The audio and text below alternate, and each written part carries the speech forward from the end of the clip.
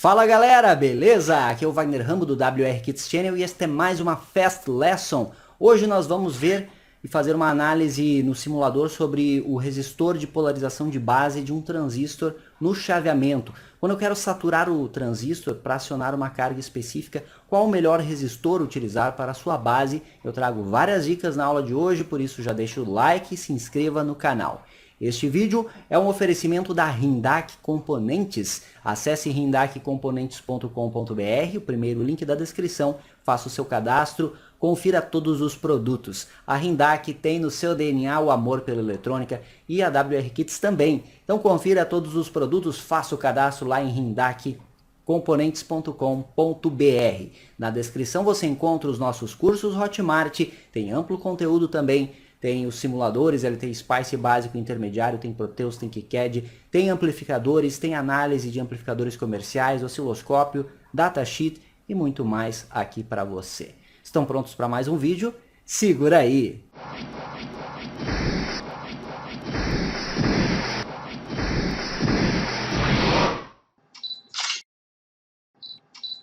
Montei este arranjo bem simples no LT Spice para entendermos o funcionamento do resistor de polarização de base do transistor quando eu quero saturar ele para acionar alguma carga. Sempre é aconselhável quando você quiser acionar cargas de maior corrente a partir de uma fonte de corrente baixa.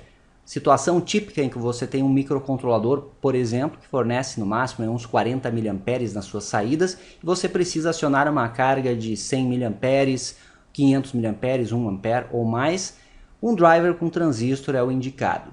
Até 100 mA, um BC547 dá conta da carga. Estou utilizando ele como exemplo aqui. Então vamos supor que você tenha uma carga de 100 ohms e quer acioná-la a 12 volts. Temos 12 volts aqui. A corrente necessária para isso será em torno de 120 mA, considerando aí uma tensão de 12 volts sobre a minha carga. Então eu tenho 12 dividido por 100, que dá 0,12, que é 120 mA. Logo, eu não posso utilizar um dispositivo que forneça na sua saída 40 mA, por exemplo. E outra vantagem de utilizarmos o transistor é trabalhar com tensões maiores. Vamos supor que essa minha carga seja um relé que funcione a 12 volts.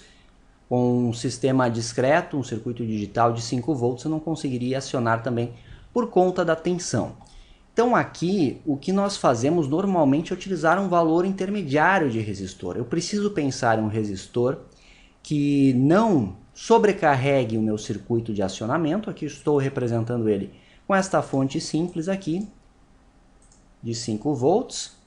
Ou seja, a minha corrente de base não pode subir tanto a ponto de sobrecarregar esta fonte aqui, que poderia ser a saída de um microcontrolador, mas também não pode ser uma corrente muito pequena que não leve o transistor à saturação. O transistor bipolar de junção é um transistor que é controlado por corrente, é uma fonte de corrente controlada por corrente. E aí nós precisamos polarizá-lo de forma adequada para garantir a saturação. E isso é obtido quando a minha tensão de base for maior que a de coletor e maior que a de emissor. O emissor já é mantido no GND aqui do circuito, o ground, muito bem? E a tensão de base vai ser próxima de VBE, que normalmente é 0,7, então eu preciso que ela fique um pouco acima disso, de modo a saturar o meu transistor e termos aqui no coletor uma corrente, uma tensão no coletor o mais próximo possível de 0 volts, porque 0 volts estará embaixo da minha carga. Por consequência, sobre a carga eu terei aproximadamente a tensão da fonte que eu preciso aqui, e neste exemplo é 12 volts.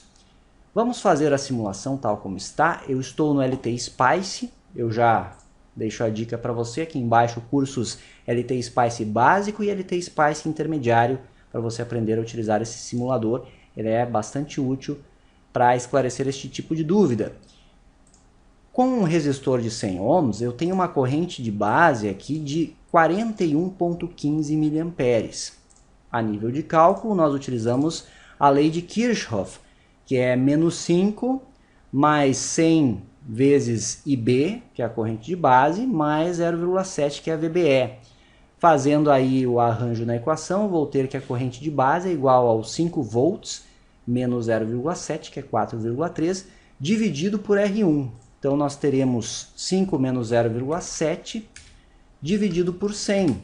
Fechou, ó, em torno de 43 miliamperes. Esta é a corrente de base.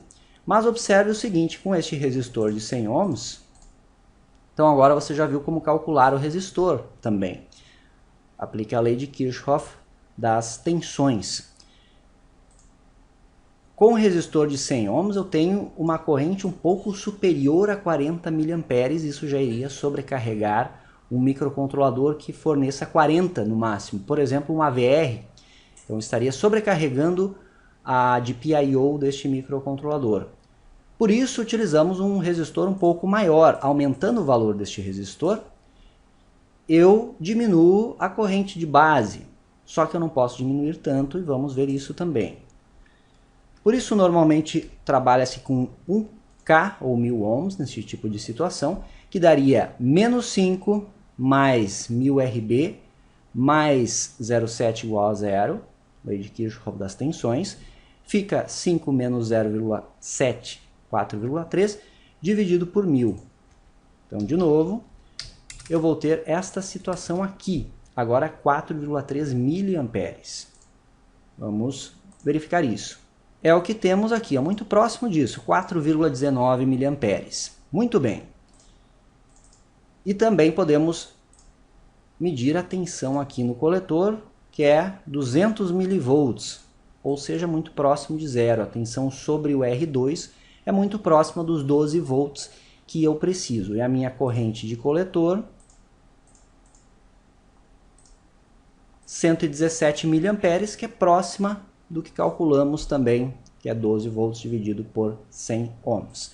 O que eu tenho nessa situação é uma tensão de coletor menor que a tensão de base e também uma tensão de base maior que a de emissor, que é 0 volts. Então o transistor está de fato saturado.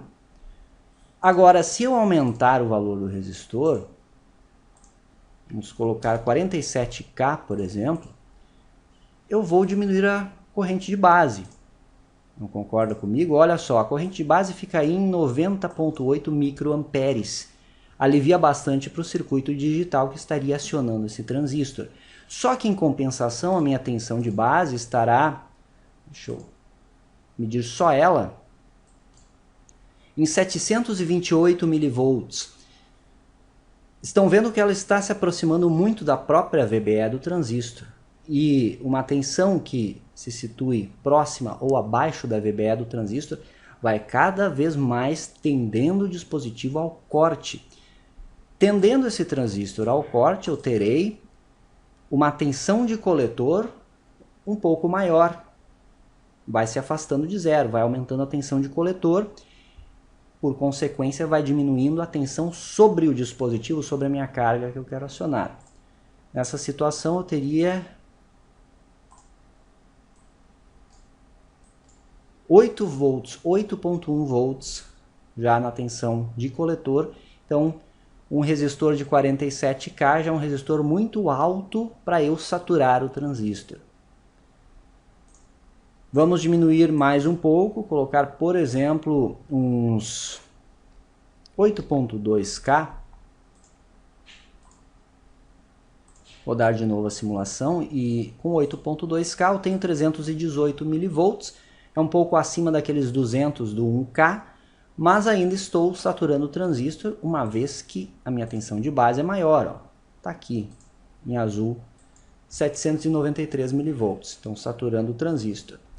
E a minha corrente de base com este resistor ficaria em 513 microamperes. Então, este resistor até é interessante se considerarmos um circuito que tem uma corrente de saída muito baixa.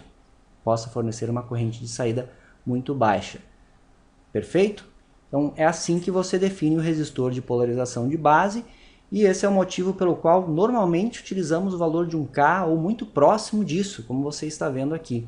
É claro que todas as situações devem ser recalculadas, existem tensões diferentes aqui para acionar a carga, existem cargas diferentes, existem transistores que suportam potências diferentes. e assim por diante. Então você deve selecionar de forma correta e você pode utilizar esta equação, utilizar a lei de Kirchhoff das tensões para verificar a corrente de base e o valor mais adequado para o resistor. Vamos aplicar um pulso agora rapidinho aqui, ó, 0 a 5 volts. Vamos colocar uns 10 nano de rise e fall para nos aproximarmos a um valor, um sinal mais real, em um período de 1 milissegundo para uma frequência de 1 kHz de teste. Então, aplicando um sinal de 5 volts, eu consigo uma variação no coletor de 0 a 12 volts. A minha tensão sobre o resistor, 2 aqui, que é a minha carga, está correta. Quando eu tenho 5 volts ali que vai para a base, eu consigo os 12 volts em cima. Em azul agora é a tensão sobre o R2, sobre a minha carga. Chega muito próxima de 12 volts, 11,8 volts. Corrente de coletor, podemos medir aqui. Está aí, fica próximo dos 120 mA, como já havíamos calculado. E a potência dissipada no transistor é esse gráfico aqui, que eu tenho pequenos picos de potência aqui, ó, que ocorrem também na prática. O valor máximo é em torno de 350 miliwatts de potência, que é a transição entre a tensão e a corrente. E eu posso verificar isso no simulador de forma mais explícita, piorando o meu pulso, então aumentando o rise e aumentando o fall. Eu até vou simular com vocês aqui um sinal triangular. Vamos voltar aqui, 500 microsegundos e 0 de T-on, 1 milissegundo de período. Aí, estou aplicando um sinal triangular na base, então seria uma variação bem lenta até obter os 5 volts para saturar o transistor. Tensão no coletor responde desta forma, então nós vemos o transistor saturado quando ele está aqui praticamente no zero. E aí vamos ver nessa situação a corrente no coletor do transistor, que se comporta desta forma. E veja que há o cruzamento aqui. Nesse ponto de cruzamento, onde a minha corrente está diminuindo e a tensão aumentando, é o pico de potência dissipada no dispositivo. E faz sentido, uma vez que o transistor saturado, eu tenho sobre ele uma tensão muito baixa.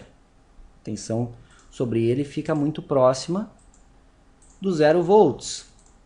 Então não tenho dissipação de potência, uma tensão tendendo a zero. E o transistor cortado, a corrente que circula sobre ele é muito próxima de zero. Então também a potência tende a zero, pois potência é a tensão vezes a corrente. Então, tensão de coletor, corrente de coletor e a potência dissipada aí em vermelho para você, ó. Exatamente como prevemos. O pico de potência ocorre no cruzamento, ou seja, na descida da tensão com a subida da corrente, ou o inverso. Quando estão cruzando aqui, eu tenho a maior dissipação de potência no transistor. Por isso que é interessante nós termos um circuito de chaveamento muito bom, com mínimo rise e mínimo fall time. Eu já trago uma dica extra para você nessa aula de hoje. Tá aí, galera, uma Fast Lesson, sempre com o intuito de ser uma aplicação rápida, esclarecendo dúvidas de vocês. Querem mais conteúdos assim? É só pedir aqui nos comentários. Deixe like, compartilhe com todo mundo que possa ter esta dúvida também. Esta foi mais uma Fast Lesson. Deixe seu like, nos siga nas demais redes sociais, todas na descrição para você conferir o melhor conteúdo de eletrônica, um amplo conteúdo para você. Então nos siga e acompanhe os mais de 3.100 vídeos aqui do canal. Temos bastante conteúdo entre cursos, séries, projetos e tutoriais para você. Isso é engenharia, o uso intencional da ciência. Por hoje é isso, eu vou ficando por aqui. Aquele abraço e até a próxima.